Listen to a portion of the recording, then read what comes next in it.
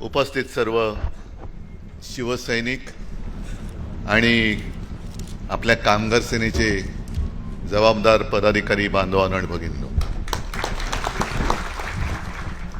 मी त्यांना थांबवलं एवढ्यासाठी, नेत्याचा उपनेता केलाय, पक्षप्रमुखाचं काय करतील माहिती नाही, म्हणून म्हटलं थांबा मीच बोलतो. आजचा कार्यक्रम शिवाजी मंदिरमध्ये होतोय. गेल्या वर्षीच्या कार्यक्रमाला आलो होतो आणि एक महाराष्ट्राच्या राजकारणाला कलाटणी मिळाली, त्याला आपण सर्व साक्ष आहात. अरविंद, आपलं भाषण आपण सांगत होतात 68 साली भारतीय कामगार सेनेची स्थापना झाली, म्हणजे आजचं हे 58वं वर्ष. 58 वर्ष या क्षेत्रामध्ये नेतृत्व करणं हे एड्या गबाळ्याचं काम नाही आहे. फक्त आता जी काय परिस्थिती, माईक आहे का बरोबर, मध्ये मध्ये आवाज येतो, आता जी काय परिस्थिती आपण अनुभवतो आहोत, ती परिस्थिती अनुभवताना असं वाटतं की आपण काही आता काय बोलायचं, बोलून काही उपयोग होणार आहे का, आणि उपयोग जर होणार नसेल तर बोलायचं कशाला. कारण शिवाजी मंदिर म्हटल्यानंतर आम्ही लहान असताना आपल्या अनेक शाखेचे वर्धापन दिन इकडे झालेत, अनेक नाटकं त्यावेळेला मी आणि शिवसेना प्रमुखांच्या सोबत येऊन इकडनंच पहिल्या रांगेत बसून बघितलेली आहेत. अगदी आंधळं दळटंय, गारंबीचा बापू, अश्रूंची झाली फुले, खूप. आणि मग ती आज सुद्धा आहेत ना, चांगली नाटकं आहेत. कसं होतं रे नाटक, अरे बेस्ट. तसं हे मला असं वाटतं आपलं काही नाटक नाहीये.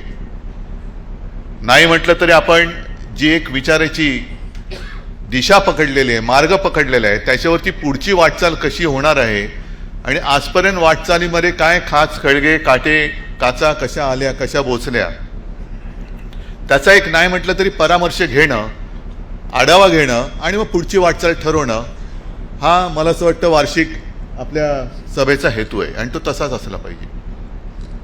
दत्ताजींचा तुम्ही मुद्दामून मी दत्ताजींचं नाव घेतो कारण ते घ्यायलाच पाहिजे, हा एक भाग वेगळाच. पण दत्ताजींचं नाव मी एक उदाहरण म्हणून, मूर्तिमंत उदाहरण म्हणून देतोय. मागे सुद्धा ही आठवण मी कशाला शिवसेना प्रमुखांनी सांगितली म्हणून मला माहिती आहे. शिवसेना प्रमुखांनी सांगितली तेही तुम्हाला आठवत असेल आणि मी सांगितली आहे ती तुम्हाला आठवत असेल, तरी मुद्दाहून परत सांगतो. 66 साली 19 जून 1966 साली शिवसेनेची सुरुवात झाली. शिवसेना प्रमुखांचा भाषणाचा झंझावात सगळीकडे चालू होता. आम्ही तेव्हा दादरला होतो, राहायचो. आणि एक दिवस दरवाजाची घंटा बेल वाजली. दार उघडल्यानंतर शिवसेना प्रमुखांनी सांगितलेलं एक चांगला तगडा माणूस, कुरळे केस, समोर उभा. त्याला, हां कोण आपण? मी दत्ता साळवी. तर काय काम आहे?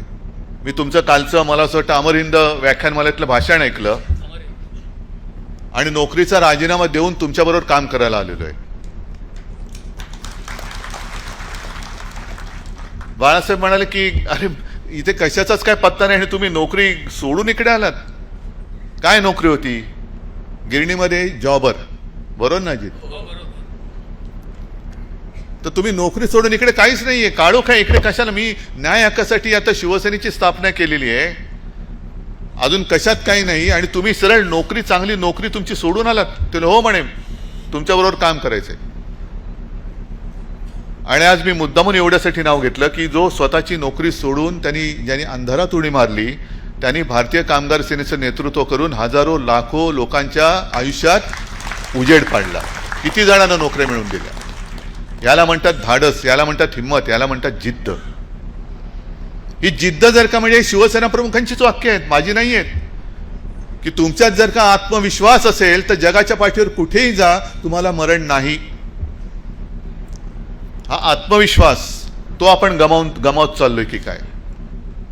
ठीक आहे, दिवस येतात दिवस जातात, लोक येतात लोक जातात, त्यांची सगळी कर्म, त्यांची सगळी पाप ही त्यांच्याबरोबर जातात, जायलाच पाहिजे, जातातच, कोणी किती मोठा असो. पण एकूण जेव्हा आपण पारतंत्र्यात होतो तेव्हा लोकमान्यांना तो जो एक मध्ये उद्वेग आला होता की काय लोक आहेत, काय करतायत, यांना ना गुलामीची चीड आहे ना स्वातंत्र्याची चाड आहे, कशासाठी काम करायचं? आम्ही जीव तोडून करतोय, नेतृत्व आप आगे बढो. अरे बढतोय आगे, सोबत येणार आहात का? तुमच्यासाठी लढतो आहोत. नाहीतर काय उगाच वेळ जात नाही म्हणून लढाईला कोणीच नाहीये म्हणून लढतोय, अशातला भाग नाहीये. आज जी काय एकूणच वकवक चाललेली आहे, सगळं काही मलाच पाहिजे, सगळं काही मलाच पाहिजे. जा ना. तुम्हाला खरंच जर का तुम्हाला म्हणजे तुम्हाला नाही मी म्हणत, एकूण जनरल म्हणतोय, कोणाला जर असं वाटत असेल की तिकडे जाऊन काही मिळतंय, जरूर जा. पण गेल्यानंतर जे गेले त्यांचे अनुभव पहिले लक्षात घ्या. त्यांना विचारा तुझं काय झालं. आज आपण भारतीय कामगार सेनेची 58 वर्षाची वाटचाल पूर्ण करत असताना 58 वर्षामध्ये एकही दिवस असा आलेला नाही की जिथे आपण कामगाराचा विश्वासघात केलेला आहे. कधीच नाही. आज कदापि होऊ शकत नाही आणि मी होऊ देणार नाही, कधीच होऊ देणार नाही. पण आताही जी काही नवीन दुकानं उघडली जात आहेत, दुकानच आहेत जिकडे खरेदी विक्रीची कामं होतात, विकत घेतले जात आहेत लोक. युनियन म्हणजे काय? युनियन म्हणजे ही जसं नाण्याची दुसरी बाजू असते तसं यांचं लक्ष त्या नाण्याकडे आहे, बाजूकडे लक्ष नाहीये. ते नाणं जे आहे मालकाच्या खिशातलं नाणं, त्याच्यामध्ये भागीदारी पाहिजे, अशी ही सगळी दुकानदारी झालेली आहे ह्या युनियनच्या क्षेत्रामध्ये. चांगली चाललेली युनियन फोडायची. तुम्ही किती करार करताय? जसं तुम्ही म्हटलं ना, 1 रुपया त्यावेळेला वाढवून दिला. आता किती तुमचे एक तर सगळ्यांचे करार झालेत की नाही? हा अरविंद, मी तुम्हाला नेहमी प्रश्न विचारत असतो. नाही, हे चालू असते प्रोसेस. असं नाही की सगळे झाले. एकाचं झालं तर तोपर्यंत म्हणजे आपल्या देशातल्या निवडणुकांसारखं एक राज्य झालं का दुसऱ्याची येते, दुसऱ्याची झाली आणि मग सगळे पंतप्रधानांपासून सगळ्या राज्याचे मुख्यमंत्री हे तिकडे बोंबलायला जातात. तसंच करारामध्ये तुम्ही किती करताय का मागताय? आम्ही 1000 रुपये मागतोय. अरे चल, मी तुला 1500 रुपये देतो. कारण का? मालकाची साठवलोट झालेलं असतं. एक करार कदाचित होतो, युनियन गेली, युनियन त्यांच्याकडे जाते आणि गेल्यानंतर कळतं जेव्हा कामगारांवरती अन्याय होतो तेव्हा आपल्याकडे लढण्याचा अधिकारच नाही, कारण रेकग्नाइज युनियन त्यांची झालेली असते. युनियन तोडायची, मजबूत युनियन तोडायची आणि मालकाच्या दावणीला बांधायची. मालक म्हणेल तसं उठ बस, उठ म्हणायचं तेव्हा उठेल, बस म्हणायचं बसेल. मालक म्हणेल तिकडे अहमदाबादला जायचं तर जा, नाही तर घरी जा. कोण काही करू शकत नाही, कोणी तेव्हा वाचवलं येत नाही. मग तेव्हा कळतं, अरे मी 1500 रुपये 500 रुपये वाढ घेतली पण माझं आयुष्याचं दिवाळं काढून बसलेलं आहे. ही पद्धत सुरू झालेली आता. आणि मी जे यांना सांगतो की सगळ्याच कंपन्या आहेत, सगळ्या उद्योगामध्ये, अगदी हॉटेल असतील, हॉस्पिटल असतील, कारखाने असतील, कुठेही असतील, आहे ना, शिवसेना प्रमुखांच्या पुण्याईने आणि तुमच्या सगळ्यांच्या ताकदीमुळे सगळेच मालक माझ्या ओळखीचे आहेत. पण माझं नातं जे आहे त्या गेटवरती लागलेल्या भगवेशी आहे, मालकाशी नाहीये. त्याला जो कोणी हात लावेल, तो हात कोणाचाही असेल, त्याचं काय करायचं, तुकडे कसे करायचे, ही जबाबदारी तुमची. माझं आणि मालकाचं काही त्याच्यात नाही. जे नातं आहे हे तुमच्यामुळे, दुवा तुम्ही आहात. आणि एवढ्या जर का परखडपणाने मी वागत असेल तर तुम्ही कसं वागलं पाहिजे? तुम्ही कसं वागलं पाहिजे की नाही माझा भगवा आहे, अरे भगवा मला न्याय देतोय, भगवा आहे म्हणून मला न्याय मिळतोय. भगवा उतरला आणि दुसरं फडकं तिकडे फडकवलं तर फडकं डोळे पुसायच्या कामाला कदाचित येईल, नाही तर कशाच्याही कामाला येणार नाही. हा भगव्यातला आणि दुसऱ्या युनियनच्या फडक्यातला हा फरक आहे, हा लक्षात घ्या तुम्ही. का तुम्हाला या सगळ्या लोकांना सगळंच का पाहिजे? आज सुद्धा जे चाललेलं आहे म्हणजे कामगारांची परिस्थिती एवढी वाईट झालेली आहे. इराण, इस्रायल आणि अमेरिका युद्ध चाललेले आहे. थांबते नाही थांबते, थांबते नाही थांबते, लेझिम चालूच आहे त्यांचा. पण सांगण्याचा मुद्दा असा आहे की दुबईवरती बॉम्बफेक झाली, मिसाईल पडतायत, त्यांचे तुकडे पडतायत, कुठे कुठे स्फोट होत आहेत, आवाज येत आहेत. पण वृत्तपत्रात आलेली बातमी आहे आणि ती सुद्धा सामना नाही, मला असं वाटतं लोकसत्ताच असेल. त्याच्यात बातमी अशी आलेली की दुबईमध्ये अनेक उत्तर भारतीय म्हणजे अगदी बिहारचे लोक तिकडे काम करतायत. आपल्या सरकारने सांगितलं परत या, परत या. आणि तिथल्या कामगारांनी प्रतिक्रिया दिली, आम्ही तिकडे जाऊन बेकारीने मरण्यापेक्षा इकडे बॉम्ब हल्ल्यात मेलो तरी चालेल. कारण जर का घरी परत गेलो रिकाम्या हाताने करू काय, कुटुंब पोसू कसं? ही जी वास्तविकता आहे या राज्यकर्त्यांच्या लक्षात कधी येणार आहे की नाहीये? राज्य पाहिजे, सत्ता पाहिजे, देतो तुम्हाला, पण एक तर माझ्या देशातले किंवा माझ्या देशातल्या राज्यातले कामगार देशातल्या देशात सुद्धा या राज्यातून त्या राज्यात का त्यांना जावं लागतंय? बरं तेही कमी पडतंय म्हणून देश सोडून दुसऱ्या देशामध्ये त्यांना का जावं लागतंय? आणि त्या देशामध्ये युद्ध सुरू झाल्यानंतर सुद्धा ते म्हणतात मला देशात परतायचं नाहीये, कारण देशात जाऊन मी करू काय? रिकाम्या हाताने घर कसं चालवू? मी मेलो तरी चालेल, पण माझं काम सोडून मी देशात जाणार नाही. ही एवढी परिस्थिती आपल्या देशाची आली, तरी सुद्धा अजून कोणते राज्यकर्त्याचं काही डोळे उघडत नाही, काही डोक्यामध्ये काही घुसत नाहीये. कामगार चळवळ, कामगार कायदे म्हणजे काय? कसले कायदे आहेत? कोणासाठी आहेत? काय कामगार म्हणजे या देशाचा भाग्यविधाता नाहीये? जो बंद असेल तो काढूनच टाकू.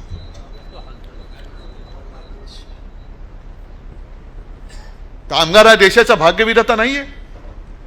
आजपर्यंत जे लढे झाले, स्वातंत्र्य लढा झाला, संयुक्त महाराष्ट्राचा लढा झाला, त्या लढ्यात जर का कामगार उतरला नसता तर कदाचित आपलं स्वातंत्र्य सुद्धा थोडंसं मिळणं दूर गेलं असतं आणि संयुक्त महाराष्ट्राचा लढा तर यशस्वी झालाच नसता. हा गिरणी कामगार आणि कामगारांच्या त्या लढ्यातला सहभाग किंवा योगदान आहे, म्हणून आज आपण हे स्वातंत्र्य आणि संयुक्त महाराष्ट्र मुंबई आपली बोलू शकतो. हे कामगाराचं महत्त्व कळत नाहीये का? नुसतं हायर अँड फायर पाहिजे तेव्हा कामगार कायदे म्हणजे कामगारांच्या बाजूने कणव बोलायचं आणि प्रत्यक्षात कामगारांचं वाटोळं करून टाकायचं, हे राज्यकर्त्याचं लक्षण नाहीये.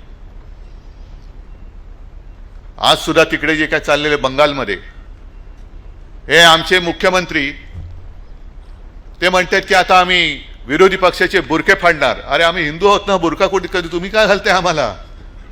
हा, तुम्ही तुमच्या डोक्यात बुरखा आहे, आमच्या नाहीये. पण लोकसभेमध्ये जे काय झालं ते मुख्यमंत्र्यांनी पाहिलं का? पाहिलं? आणि हा मुद्दा म्हणून मी कालचा लोकसत्तेचा सध्या लोकसत्ता का? कारण तुम्ही म्हणाल सामना काय? सामना तर लिहितोच, सामना तर अगदी परखटपणाने आणि ते सत्य लिहितो. उगाच काहीतरी बोलायचं, काहीतरी वाभाडे काढायचे म्हणून सामना कोणाचे वाभाडे नाही काढत. पण ही आमची जी काय बांधिलकी आहे, लोकशाहीचा चौथा स्तंभ, पाचवा स्तंभ, किती स्तंभ आहेत ते आहेत की नाही जागेवर, हा सुद्धा एक प्रश्न आहे, संशोधनाचा विषय. पण हा कालचा लोकसत्तेचा अग्रलेख मुद्दामून तुम्ही वाचला नसेल तर वाचा आणि देवेंद्र फडणवीसांना छान असं पार्सल करून पाठवा की वाचा काय लिहिलंय याच्यामध्ये. महिला आरक्षण आम्ही होऊ दिलं नाही. अरे मी तर माझं स्टेटमेंट आहे, महिला आरक्षण आत्तापासून जाहीर करा, आत्तापासून करा. पण त्यावेळेला म्हणजे 2000 मला वाटतं 10 साली अरुण जेटली हे जे बोलले होते याच मला वाटतं याच विषयावरती रवीश कुमारांनी एक व्हिडिओ केलेला आहे त्यांचं, ते मुद्दामून बघा तुम्ही. दोन त्यांचे एपिसोड जे आहेत ते मुद्दामून बघा. हे त्यातलंच मी सांगतोय. एक आहे तो या महिला बिलाच्या आडून हे कसं या देशाचे तुकडे करणार होते, देशाची वाट कशी लावणार होते आणि त्याचं कुभांड कसं विरोधी पक्षांनी फोडलं आणि त्याच्यात पराभव कसा त्यांचा केला आणि लोकशाही कशी वाचवली, त्याच्याबद्दल हा रवीश कुमारांचा एक एपिसोड आहे आणि तेच या लोकसत्तेमध्ये लिहिलेलं आहे, सामनामध्ये लिहिलेलं आहे. हा काय नवा विषय नाहीये, हा विषय जुना आहे. पण त्यावेळेला म्हणजे रवीश कुमारांचा जो एपिसोड आहे तो मुद्दा तुम्ही बघा. त्यांनी सांगितले की हा विषय संसदेत मांडला पाहिजे होता, कदाचित मांडला गेलाही असेल आत्ता. पण त्यांनी काय सांगितलेलं की स्टँडिंग कमिटी ने कई कारणों से इस फ्रीज को फ्रीज म्हणजे आपला फ्रीज नाही म्हणजे त्याला थांबवले, फ्रीज को 2026 तक के लिए जरूरी समझा है, जिसके प्रस्ताव को सरकार ने भी स्वीकार किया है. बरोबर आहे. आता पहिला कारण था नॅशनल पॉप्युलेशन पॉलिसी, म्हणजे लोकसंख्येची जी काय धोरण आहे ते. इस बात के अनुमान है कि 2026 तक वह साल होगा जब हम जनसंख्या वृद्धि की स्थिरता के लक्ष्य को हासिल कर सके. 2026 पर्यंत जनसंख्या वृद्धी दराबद्दल काही नियंत्रण वगैरे काय बिल आणलंय केलंय. आणि ते कशासाठी जरूर आहे? इसलिए 2026 तक फ्रीज किया गया है। दूसरा कारण यह है कि कई ऐसे राज्य हैं जो फैमिली प्लानिंग प्रोग्राम को अच्छे से लागू कर रहे हैं और कुछ नहीं कर पा रहे हैं। हे कारण आहे की काही राज्य कुटुंब नियोजनाचा कार्यक्रम व्यवस्थित पार पाडतायत, काही तिकडे कोणाचंच काही लक्षच नाहीये। आणि अगर यह फ्रीज नहीं लगाई जाती तो संसद में उन राज्यों का प्रतिनिधित्व कम हो जाता जिन्होंने फैमिली प्लानिंग प्रोग्राम पर काम किया है। म्हणजे कुटुंब नियोजन करणे हा गुन्हा आहे। मोहन भागवतांचं ठीक आहे, मुलं जन्माला घाला, पोषणार कोण? नोकऱ्या तुम्ही देणार आहात? कारखाने बंद पडतायत, मिल बंद पडल्या, सगळे देशोधडीला लागलेत, नुसता बेकारांचा कारखाना करायचा तुम्हाला देश म्हणजे। और जो उसे ठीक से लागू नहीं कर पाए उन राज्यों को और बढ़ावा मिलेगा कि वह इस पर काम ना करे क्योंकि उनका प्रतिनिधित्व बढ़ेगा। ऐसी स्थिति ना पैदा हो इसके लिए यह तय किया गया है कि 1971 की जनगणना के आधार पर सीटों की जो फ्रीजिंग हुई थी उसे 2026 तक ऐसे ही रहने दिया जाए। केंद्र और सरकार दोनों के स्तर पर। मग अजून 2026 पर्यंत तुम्ही धोरण ठरवलं नाहीये, त्याच्यावरती काही अंमलबजावणी नाही झालेली आहे। पण अरुण जेटली सारखा एक माणूस, जबाबदार माणूस, त्या लोकसभेत त्यांनी म्हटलेलं आहे, त्यांचं भाषण आहे, त्या रवीश कुमारांच्या त्या एपिसोडमध्ये बघा। आणि मग देवेंद्र फडणवीसांना सांगायचंय की आज तुमच्या भाजपात अरुण जेटलींच्या पातळीचा कोणी नाही, हे देशाचं नव्हे तुमचं दुर्दैव आहे। पातळीचा इकडे प्रश्न नाहीये, पातळी एवढ्या खालच्या पातळीवरती आम्ही येऊच शकत नाही। कोणासाठी तुम्ही करताय हे सगळं? राज्य पाहिजे, देश पाहिजे, कशासाठी पाहिजे? आज सुद्धा तिकडे तुम्ही एका बाजूला महिला आरक्षण, आम्ही विरोधकांचे मुखवटे उतरवणार, बुरखे फाडणार, ठीक आहे फाडा, पण तिकडे बंगालमध्ये एकटी महिला ममता बॅनर्जी जी वाघिणीसारखी लढते, जिंकल्याच पाहिजेत त्या।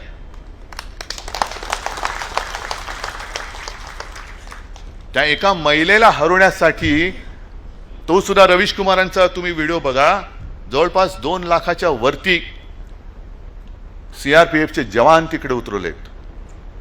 म्हणजे मणिपूर जळत होतं तेव्हा 30,000 होते आणि बंगालमध्ये निवडणुका आहेत, तिकडे 2 लाखाच्या वरती, म्हणजे काही तर म्हणतात साहेब ये तो कुछ नहीं, 5 लाख तक जवान उतारे। मतदान करणार कसं? कोण करणार? जर फौजा बघितल्या नाक्यावर, कोण तुमची हिंमत आहे मतदानाला उतरायची? आणि उद्या यांनी जर का ठप्पे मारले आणि ममता बॅनर्जी हरल्या तर जितमया म्हणून पुन्हा तंगडी वरती करून नाचणार आहे? ही लोकशाही आहे। योगी आदित्यनाथ तिकडे, पंतप्रधान तिकडे, आमचे मुख्यमंत्री तिकडे, आणि या राज्यामध्ये ड्रग्सचं रॅकेट चालले, महिलांचे विनयभंग होत आहेत, भोंदूगिरी वाढते। पण नाही, आम्हाला त्याच्याशी काही देणं घेणं नाही। आम्हाला फक्त आम्ही महाराष्ट्र जिंकला, आता बंगाल जिंकायचं, बंगाल जिंकला, आसाम जिंकायचं, आसाम जिंकला, हे जिंकायचं, हेच चाललं। कामगार ओरडतोय, कामगार बोंबलतोय, त्याच्याकडे लक्ष नाहीये। तुम्ही जर का तिकडे मोर्चा काढला, पाकिस्तानचं हे कारस्थान आहे जे नोएडामध्ये झालं ना त्यांचं। कामगारांनी न्याय हक्क मागायचे नाहीत, न्याय हक्कासाठी कामगार जर का रस्त्यावर उतरला तर लगेच पाकिस्तान धार्जिणे हे आहेत। देश अराजकाच्या दिशेने चाललेला आहे। 1 वर्ष आता होईल पेहलगामच्या हल्ल्याला, पाकडे कुठून आले आणि कुठे गेले हे नाही कळलं, पण कामगारांमध्ये कामगार उतरले तर त्याच्यात पाकिस्तानी घुसले हे तुम्हाला कळतं। अतिरेकी कसे घुसतायत आणि लोक मारून जातात हे नाही कळत। पण आता महिलांना त्रास देणे इतपत तुमचं सगळं घसरलेलं आहे। महिलांना त्रास द्या। ममता बॅनर्जी राज्य करतायत, नाही करू द्यायचं। त्यांच्या जवळच्या सगळ्या लोकांवरती ईडीच्या धाडी पडतायत। ईडीच्या माध्यमातून तुम्ही महिलांना सत्वायला लागलात, घराच्या महिलांना। हे तुमचं हिंदुत्व? पण तिकडे धाडी टाकायच्या आणि तिकडे प्रचाराला गेलेले योगी आदित्यनाथ बोललेत, तुमच्या लक्षात आले काय बोललेत? कारण त्या बातम्या नाही ते तिकडे। योगी आदित्यनाथांचं एक क्लिप आलेली आहे, त्यांनी ते काय केलं, विवेकानंद जी इस बंगाल के सुपुत्र थे जिन्होंने कहा था तुम मुझे खून दो मैं तुम्हें आजादी दूंगा।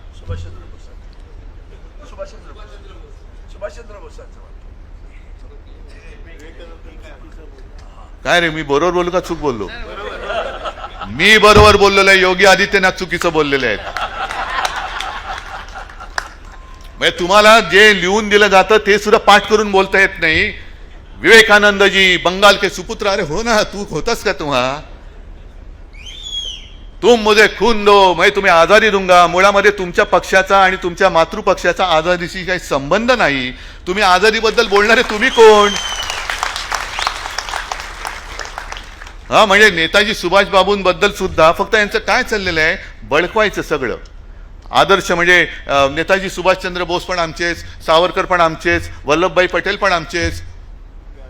ठीक आहे ना, वल्लभभाई पटेल सगळ्यांचेच होते, लोहपुरुष. पण फरक लक्षात घ्या, सरदार वल्लभभाई पटेलांनी तो निजामशाहीचा भाग देशात आणण्यासाठी म्हणून फौजा घुसवल्या होत्या. तुम्ही तुमचा पक्ष जिंकवण्यासाठी म्हणून फौजा घुसवताय. हा पटेल आणि तुमच्यातला फरक आहे, हा फरक आहे.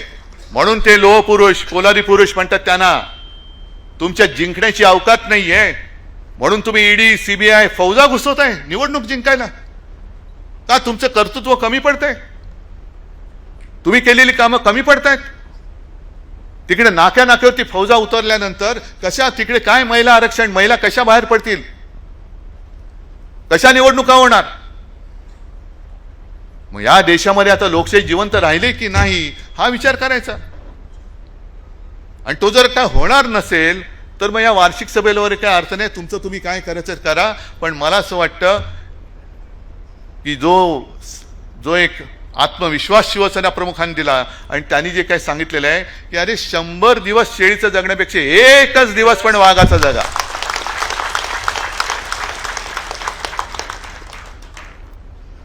या ना, या सगळ्या सत्तेची तुमची जी आहेत ना, ED, income tax, CBI, police बाजूला ठेवा आणि मैदानात उतरा शिवसेनेची सामना करायला. मग बघूया शिवसैनिक आहेत आणि तुम्ही आहात.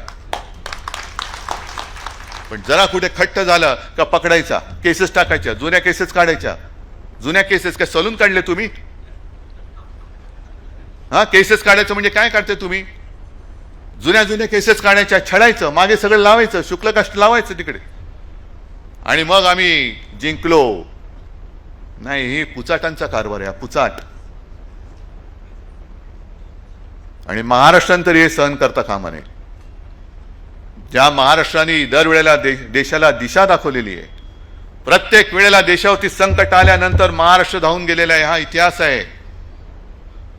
त्याच्यामुळे महाराष्ट्रावरती जर का अन्याय होत असेल तर मी म्हणेन जसा बंगालमध्ये बंगाली उभा राहिलेला आहे, तामिळनाडूमध्ये तमिळी उभा राहिलेला आहे, तसा मराठी माणसाला महाराष्ट्रीयन म्हणून तुम्हाला उभं राहावंच लागेल. या बाहेरून आलेत, आमच्यात राहत आहेत, आमचं काही त्यांच्याशी वैर नाहीये. पण तोडा फोडा आणि राज्य करा ही जी काही नीती, जातीपातीमध्ये समाजामध्ये भांडणं लावायची,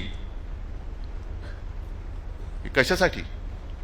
आणि महिला आरक्षणांबद्दल तुम्हाला जर का एवढी कणाव असेल तर हे लोकसभेत कोणतरी, मला वाटतं त्या महिला खासदार बोललेत, आणखीन कोणी बोललेत की ज्या संसदेमध्ये हे बिल आणण्याचा यांनी प्रयत्न केला होता त्या संसदेच्या उद्घाटनाच्या वेळेला आमच्या महिला राष्ट्रपतीने का नव्हतं बोलवलेलं? राम मंदिरच्या त्या सोहळ्याला आमच्या महिला राष्ट्रपतीने का बोलवलं नव्हतं? त्यांच्या हस्ते का पूजा झाली नाही? का त्या आदिवासी आहेत म्हणून? मग हे तुमचं महिलांबद्दलचं प्रेम, हे महिलांबद्दलची आदर. म्हणजे त्रास देताना तुम्ही बघत नाही महिला आहे का कोण आहे. त्रास द्यायचा तर त्रास देता, पण मतं पाहिजेत म्हणून सगळं महिलांच्या आडून तुमचं राजकारणात सगळं महिलांना कुठे लाडकी बहीण, कुठे काय याच्याच आडून तुमचं राजकारण चाललेलं आहे. पण हे वास्तव आहे ते विस्तवासारखं आहे आणि त्याच्यावरनं जो चालू शकतो तोच कारभार करू शकतो. तुमच्यात चालण्याची हिंमत नाहीये या राज्यकर्त्यांमध्ये. पायाला चटके बसतात त्याच वेळेला, म्हणजे पायाला जेव्हा ठेस लागते तेव्हा आई ग म्हणजे मेंदूपर्यंत संवेदना पोचली पाहिजे. ती संवेदना आता यांची मेले की काय अशी परिस्थिती निर्माण झालेली आहे आणि त्या परिस्थितीत आपल्याला काम करायचं आहे. हे नुसता हा काही सोहळा नाहीये, वार्षिक सोहळा. दरवेळेला अरविंद सावंत, अजित साळवी सगळे येतात, आमचा साहेब ह्या तारखेला कार्यक्रम आहे तुम्ही या. नाही, कार्यक्रम नुसता हा कार्यक्रम नाही. गेल्या वर्षभरात मी काय केलं, पुढच्या वर्षात मी काय करणार आहे, मी भारतीय कामगार सेनेचा पदाधिकारी म्हणजे कोण आहे, माझ्यासोबत ही लोक का आलेली आहेत, आणखीन का आली पाहिजेत, या कामगारांना आपल्याबद्दल विश्वास का वाटतो, जे नाही आहेत आपल्यासोबत त्यांना का वाटला पाहिजे, हे असं काहीतरी काम होणार असेल तर आणि तर पुढे काम करा. नाहीतर मग काय चालूच आहे ना, रोजचा दिवस सूर्य उगवतो सूर्य मावळतो, कोण कोणाला विचारतोय, काय फरक पडतोय, नाही पडत. पण हे जे महत्वाचं काम, हे नाही म्हटलं तरी सतीचं वाण आहे. हा भगवा झेंडा जो आहे तो नुसता भगवा झेंडा नाही, ती एक पेटलेली मशाल आहे. लांबून बघितलं तर तो मशाली सारखा तळपताना दिसतो, पेटलेला धगधगता दिसतो. आणि त्याचं तेज, त्या तेजाचा म्हणतो ना तव शौर्याचा 1 अंश रे वगैरे वगैरे ते काय आहे, त्यातलं 1 अंश घेऊन जरी तुम्ही काम केलं ना, तरी मला असं वाटतं महाराष्ट्राकडे वाकड्या डोळ्याने बघण्याची कोणाची हिंमत होणार नाही. आणि जे मी सांगत होतो की महाराष्ट्र दरवेळेला देशाच्या मदतीसाठी धावतो, शिवाजी महाराजांच्या वेळेपासून जर का बघितलं, कारण आपल्याला इतिहास हा कोणी शिकवण्याची गरज नाही, कारण आपलं राज्य इतिहास घडवणारं राज्य आहे, इतिहासाला जन्म देणारं राज्य आहे. आणि ज्या छत्रपती शिवाजी महाराजांनी असं एक तरी मला राजा दाखवा की 300-400 वर्षानंतर त्याला आपण राजा नाही तर आपला देव मानतो. आणि असं काय कमी माझ्या या राजामध्ये, माझ्या देवामध्ये की जे इतर देवात आहे आणि याच्यामध्ये नाहीये. म्हणजे रामायण महाभारत आहे, प्रभू श्रीरामाने राक्षस मारले, मग माझ्या शिवरायांनी सुद्धा अफजल खान वगैरे मारलंच ना, राक्षस नव्हता तो. माता भगिनींचं रक्षण यांनी नाही केलं, देवळांचं रक्षण नाही केलं. अगदी प्रभू रामचंद्राबरोबर वानरसेना होती, आमच्याबरोबर काटक मावळे होते, ज्यांना काही शिक्षण, ज्याला म्हणजे काही शस्त्र नाहीत, काही नाही, अशा साध्या माणसांना घेऊन छत्रपती झालेले ते आमचं देव आहे. काय कमी आहे त्यांच्यामध्ये. आणि जर शिवाजी महाराज झाले नसते तर आज आपण आपल्या देवांचा उद्घोष करू शकलो असतो का? करू शकलो असतो? राम मंदिर आज आपण बांधू शकलो असतो जर शिवाजी महाराज नसते तर? अगदी शिवाजी महाराजांनंतर सुद्धा छत्रपती संभाजी महाराज लढले. मेलो तरी चालेल पण धर्मांतर करणार नाही, पक्षांतर तर सोडूनच द्या. त्याच्यानंतर थोड्या काळासाठी राजाराम महाराज, आणि त्याच्यानंतर जवळपास म्हणजे औरंगजेब स्वतः आला की आता शिवाजी महाराज नाही आहेत, अब समय आया है महाराष्ट्र पर कब्जा करो, जे आत्ताच्या औरंगजेब पण करू पाहत आहेत, अब कब्जा करो. आणि त्यावेळेला तारा राणीनी जवळपास 26 वर्ष औरंगजेब इकडे लढला, 26 वर्ष. पण महाराणी तारा राणीने त्याला असा झुंजवला की शेवटी औरंगजेब इकडेच मेला. त्याचं थडगं तिकडे बांधलेलं आहे छत्रपती संभाजीनगरच्या इकडे, पण तो महाराष्ट्रातली एक कण, एक चिमूट माती सुद्धा नेऊ शकला नाही. हा महाराष्ट्राचा इतिहास आहे. मग आता परत विचार करा, जर शिवाजी महाराज नसते तर अयोध्येत राम मंदिर बांधू शकलो असतो? आणि जर नंतर छत्रपती संभाजी महाराज, राजाराम महाराज, तारा राणी यांनी औरंगजेब इकडे आला, त्याला जर का मोकाट सोडला असता तर संपूर्ण देश तेव्हाच हिरवा वरवंटा फिरला असता. म्हणजे महाराष्ट्राने देशावरचं संकट आपल्यावरती घेतलं. औरंगजेब जो संपूर्ण देश आपला पादाक्रांत करायला निघाला होता, त्याला इथल्या इथे रोखला नाही, इथल्या इथे गाडला. आणि तो गाडला नसता तर आपल्या देशाची हे आता हे डिलिमिटेशन, आरक्षण बिरक्षण आणायला राहिले असते का शिल्लक? तर हे जे महत्व आहे, हे महत्व हे आपलं कर्तव्य आहे. हे काम म्हणजे आपलं कर्तव्य आहे.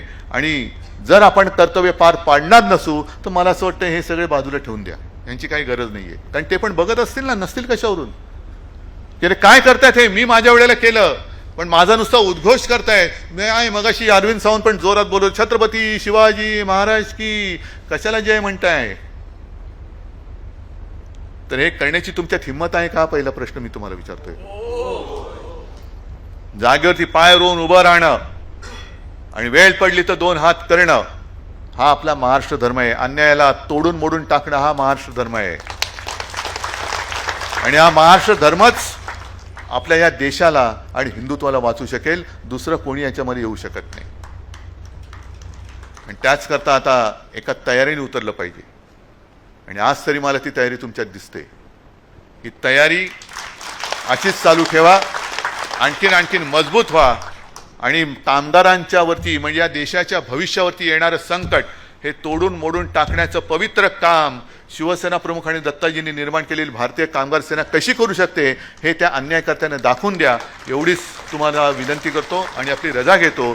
जय हिंद, जय महाराष्ट्र.